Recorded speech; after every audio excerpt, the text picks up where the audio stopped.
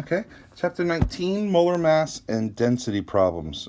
So first set of problems in Chapter 19, other than PV equals nRT, let's solve for a variable, is these molar mass problems. So there are formulas for density and molar mass substituted into PV equals nRT, and you're welcome to memorize them and use them if you wish. But the more things you have to memorize, the more difficult it is to keep them all straight. And I really try to get students to memorize as little as possible.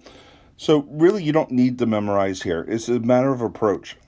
Whenever you're doing a problem like this, they will have taught you in Physics 1.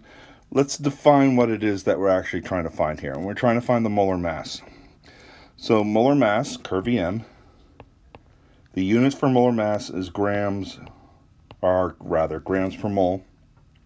So if we knew the grams of the material and we knew the moles of the material, we'd have the molar mass. Now, the grams are already given to us in the problem. Here, right, 52.6 grams. So we can substitute that into our little formula that we made. 52.6 grams of this gas, and we just have to find the moles. Now, they're giving me a pressure, they're giving me a volume, they're giving me a temperature. We're talking about a certain mass or moles of the gas. So as soon as that comes up, you're looking at PV equals nRT. So PV equals nRT, and now I can solve for moles. So PV over RT, and now I can substitute in 0.984 atmospheres times the volume, and over the gas law constant. So the gas law constant for atmospheres is 0.0821 liter atmospheres per moles Kelvin. And the temperature, again, they were nice enough to give it to us in Kelvin rather than in Celsius.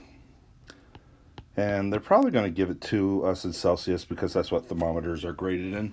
And the pressure would probably be in millimeters of mercury, but we just do 0.984 times 75 divided by 0.0821 divided by 294, and that gives me 3.06 moles of gas. Now, the most common mistake students make at this point, especially on a multiple choice test, is answer A on the multiple choice test will be 3.06 grams per mole, and they'll just see the 3.06 and jump on it when you have to use the 3.06 to complete the problem. It's grams per mole. We just calculated the mole. So we do 52.6 grams divided by 3.06 moles, and I get 17.2 grams per mole. Again, on multiple choice tests, whenever they have distractor answers, always be kind of cautious when the answer is A. If it seems obvious and it seems easy and the answer is A, recheck your work, because the most common place to put trick answers or distractor answers is in spot A, for the very reason that if I put 3.06 down as answer A, that was part of your calculation, you gravitate to it, and then you don't really answer the question and you get it wrong. So just be wary of answer A sometimes. Second type problem, density problem. All right, what is the density of oxygen at 273 K in 1 atmosphere? Great, so we're going to approach this the same way. Density. Density is mass divided by volume. So if they gave me the mass and they gave me the volume, I'd be set, and they don't give me either one of these. However, here's what we know about density. Let's say the density of water is approximately 1 gram per mole. If you have a cup of water, the density is 1 gram per mole. If you have a bucket of water, the density would be 1 gram per mole. If you have a swimming pool full of water, the density would be 1 gram per mole. In other words, density is intrinsic. I'll write that intrinsic, oops, I'm going to spell it wrong, intrinsic property. And whenever you have an intrinsic property, it doesn't matter what value you use, because any value is going to work. So in this case, the density of water is approximately 1 gram per mole regardless. I mean, the only thing that's going to change it is if you change the temperature. So it doesn't matter what sample I choose.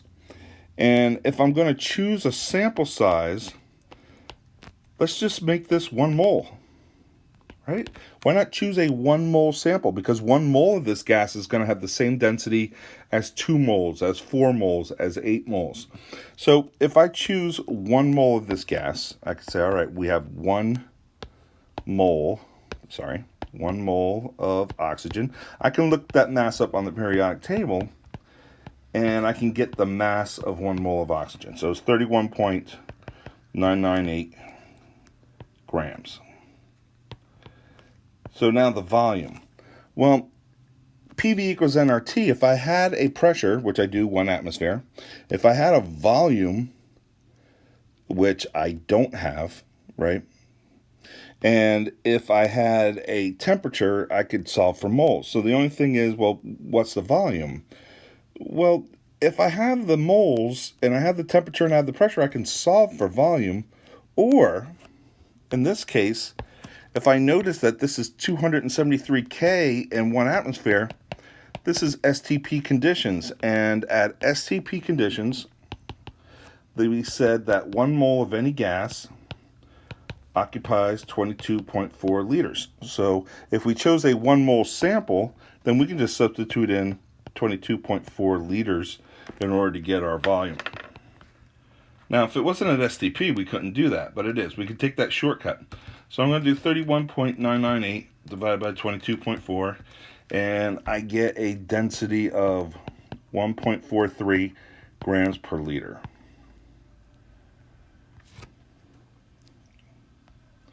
The same type of problem right here. What's the density of sulfur trioxide at 294 K, 1.14 atmospheres?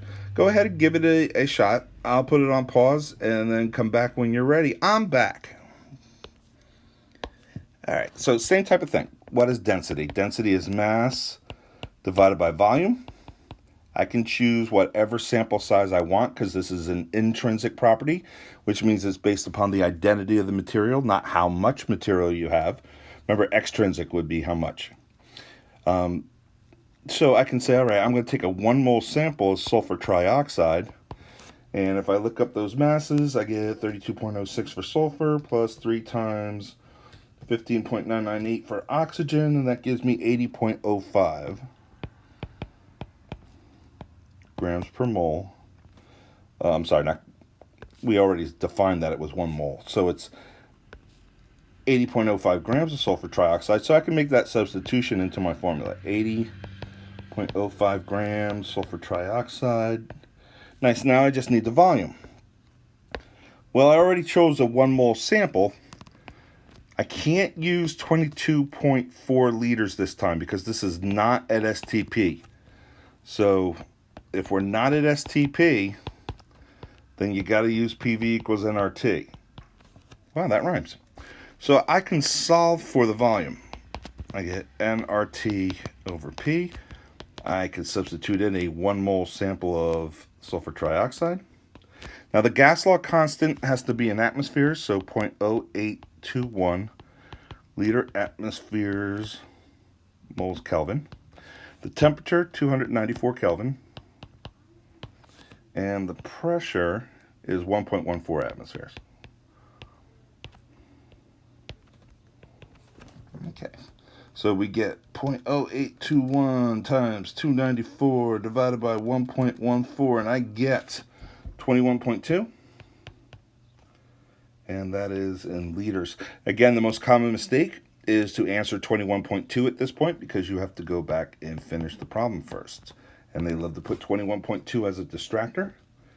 80.05 divided by 21.2, I get a density of 3.78 grams per liter. Now I want to go back and show you something from the other problem. This whole STP thing.